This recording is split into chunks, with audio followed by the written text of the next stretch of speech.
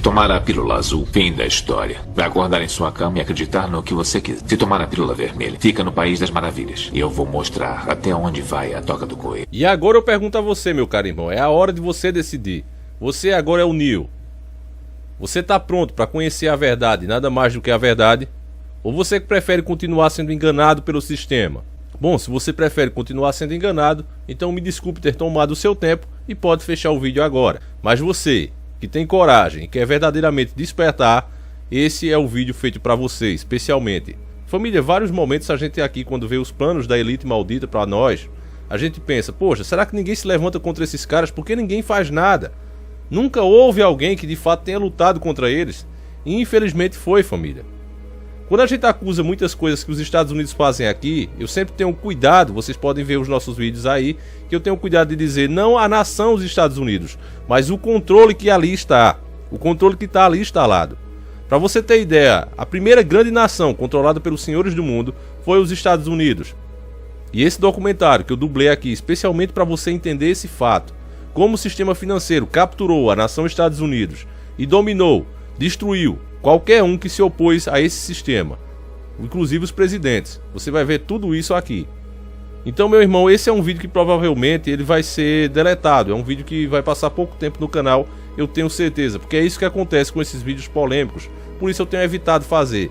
Mas há momentos, principalmente na situação que o Brasil vem enfrentando agora, que eu preciso mostrar isso para vocês, para que de fato as pessoas conscientes consigam entender como a coisa aconteceu e por que estamos assim agora. O Brasil nunca foi uma nação de verdade. E os Estados Unidos, quando um presidente de verdade sentou naquela cadeira e quis sair de dentro do sistema, ele quase volta a ser colônia. E veja que estamos falando da nação mais poderosa do mundo. Então, como eu não quero tomar muito seu tempo, eu quero mostrar os fatos. Você vai ver que todos os fatos são históricos. Ah, Davi, mas esse documentário que você vai apresentar, ele tem alguma credibilidade, alguma coisa? Bom, família, a credibilidade que deve se ter está na informação. Assim que acabar, você deve procurar ver se isso é verdade. Se você fizer isso, você vai ver que são fatos e não mentiras. Então, como não há tempo a perder, pegue agora mesmo a bolacha doce com leite quente e Nescau e vamos iniciar o nosso quadro.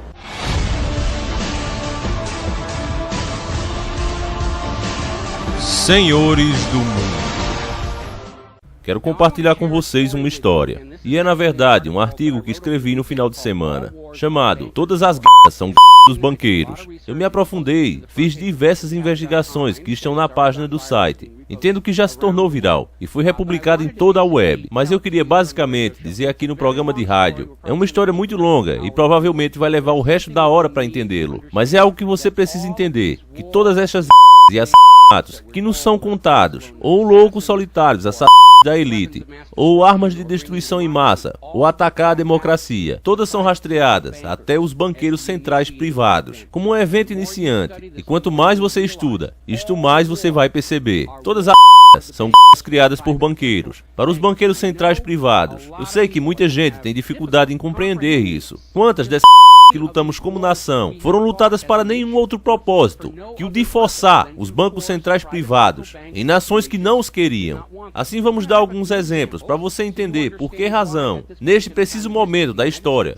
o governo dos Estados Unidos está atolado em tantas contra tantas nações estrangeiras. E existe bastante precedentes antes dessa situação. Agora vamos voltar ao início. Os Estados Unidos lutaram a Revolução Americana, principalmente por causa da lei da moeda do rei Jorge III, o que obrigou os colonos a abandonarem as suas próprias moedas emitidas pelo governo e conduzindo os negócios, utilizando apenas notas de banco impressas e emprestada com juros pelo Banco de Inglaterra. Se você voltar aos escritos de Ben Franklin, citação direta, a recusa do rei Jorge III para permitir às colônias operarem um sistema financeiro honesto que libertasse o homem comum das garras dos manipuladores de dinheiro foi provavelmente a principal causa da revolução. Por Ben Franklin, as nossas escolas públicas não ensinam isso, porque não é suposto você saber que os banqueiros estavam realmente por trás da Revolução Americana. Após a Revolução, os Estados Unidos aprovaram um revolucionário, radicalmente diferente sistema econômico, em que o governo emitiu a sua própria moeda de valor base.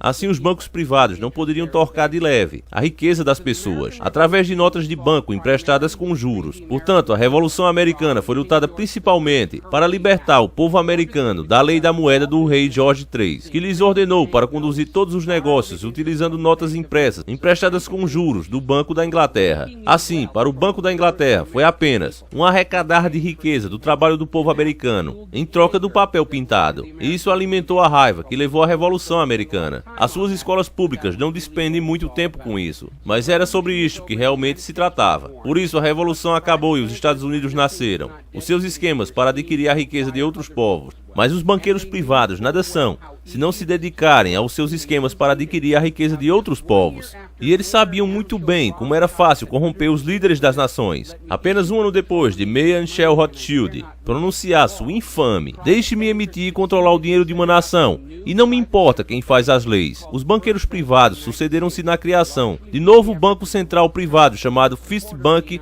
dos Estados Unidos, principalmente através do esforço do defensor-chefe dos Rothschild nos Estados Unidos, Alexander Hamilton. Este primeiro banco dos Estados Unidos foi fundado em 1791, e ao fim de 20 anos de alvará, o primeiro banco dos Estados Unidos tinha quase arruinado a economia da nação, enquanto enriqueceu os proprietários dos bancos. Como resultado, o Congresso recusou-se a renovar o alvará e sinalizou sua intenção de voltar a uma moeda de valor base emitida pelo Estado, em que as pessoas não pagavam juros nenhum a nenhum banqueiro. Isto resultou em uma ameaça de Nathan Meyer Rothschild contra o governo dos Estados Unidos. A citação dele foi: ou o pedido de renovação do alvará é concedido, ou os Estados Unidos vão encontrar-se envolvidos em uma das mais desastrosas.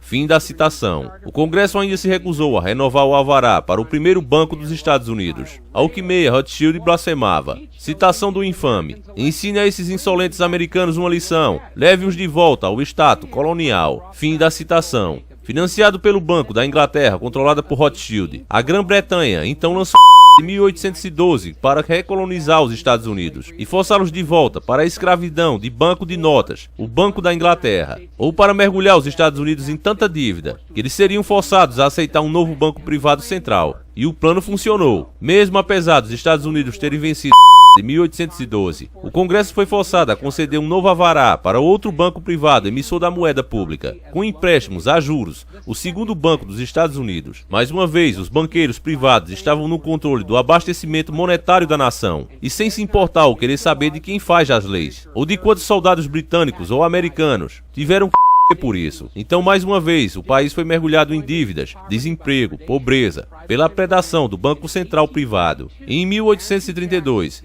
Andrew Jackson, com sucesso, fez a sua campanha para o seu segundo mandato como presidente, sob o lema "Jackson e nenhum banco". Fiel à sua palavra, Jackson conseguiu bloquear a renovação do alvará para o segundo banco dos Estados Unidos. E é daí que vem a famosa citação de Andrew Jackson. Citação: "Senhores, eu também tenho sido um observador próximo dos feitos do Banco dos Estados Unidos. Eu tenho tido homens observando-vos por um longo tempo, e estou convencido de que vocês têm usado os recursos do banco para especular nos pães de amido do país. Quando vocês ganham, vocês dividem os lucros entre vós, e quando vocês perdem, vocês cobram ao banco. Você disse-me que se eu tomar os depósitos do banco e anular o seu alvará, que eu vou arruinar 10.000 famílias. Isso talvez possa ser verdade, cavalheiros, mas é o vosso pecado. Devo eu deixar vós continuar e vocês arruinarem 50.000 famílias? E esse então seria o meu pecado. Vocês são um antro de víboras e ladrões. Eu determinei expulsar-vos, e pelo eterno Deus, eu expulso-vos." Fim da citação. Andrew Jackson. Pouco depois do alvará do segundo banco dos Estados Unidos expirar, houve uma tentativa de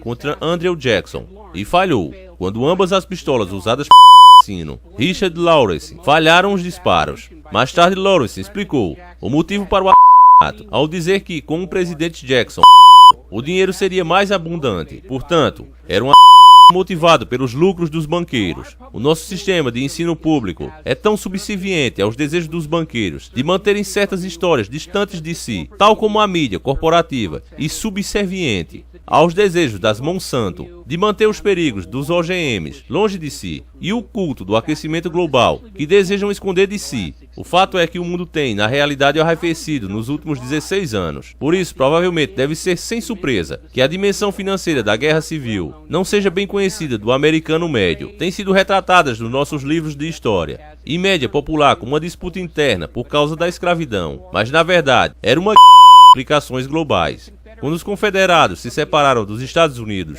os banqueiros mais uma vez viram a oportunidade para uma rica colheita de dívida e ofereceram-se para financiar os esforços de Lincoln para trazer o Sul de volta para a União, com 30% de juros. Lincoln comentou que ele não iria libertar um homem negro e ao mesmo tempo escravizar um homem branco aos banqueiros, e usando de sua autoridade como presidente, emitiu uma nova moeda de governo, o greenback. Esta era uma ameaça direta à riqueza e poder dos banqueiros centrais, que rapidamente responderam. Esta é uma citação de London Times, respeitante a emissão de greenbacks por Lincoln. Citação: se esta maliciosa política financeira, que tem as suas origens na América do Norte, forem aguentadas até a sua fixação, então aquele governo fornece-a do seu próprio dinheiro sem custos, reembolsará as dívidas e não terá dívida, terá todo o dinheiro necessário para praticar o seu comércio, será próspero sem precedentes na história do mundo. Os cérebros e a riqueza de todos os países irão para a América do Norte. Aquele país tem de ser ou ele destruirá todas as monarquias do mundo. Então, instigados pelos banqueiros privados, grande parte da Europa apoiou a Confederação contra a União, com a expectativa de que a vitória sobre Lincoln significaria o fim do greenback. França e Inglaterra seriamente consideraram um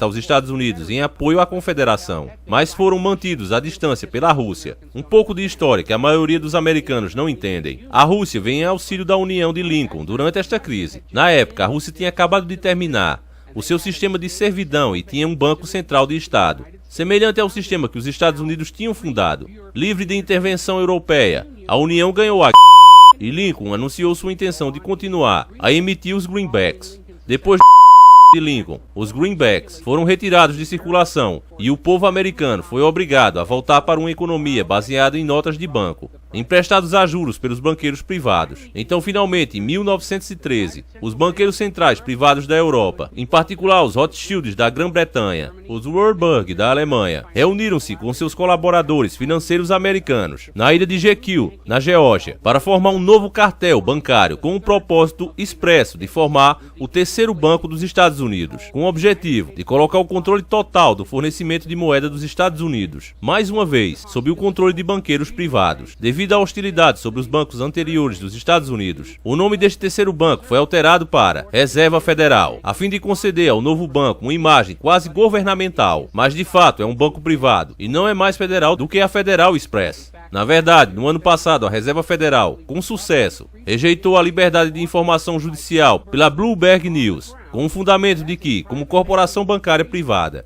e não como uma parte do governo dos Estados Unidos, o Freedom of Information Act não se aplica aos agentes financeiros da Reserva Federal. Assim, 1913 provou ser um ano transformativo para a economia da nação. Primeiro com a aprovação do Congresso da 16ª alteração do Imposto de Renda e a falsa alegação de ter sido ratificado. Bom, família, eu tenho certeza que você está chocado com a qualidade, com tantas informações precisas sobre a história dos americanos e como o governo Illuminati dominou os nossos irmãos americanos. Essa é só a primeira parte, eu acredito que vai ter mais duas, tá certo? Vai chegar a 3, mas esses vídeos documentários eu só faço. Eles têm meta para ser atingida, inclusive um inscrito disse, poxa, agora tem meta? Será que o importante não é informar as pessoas? Sim, irmão, mas se de fato não chegar nem a 30 mil, não vale a pena fazer esse tipo de documentário. Eles exigem muito tempo.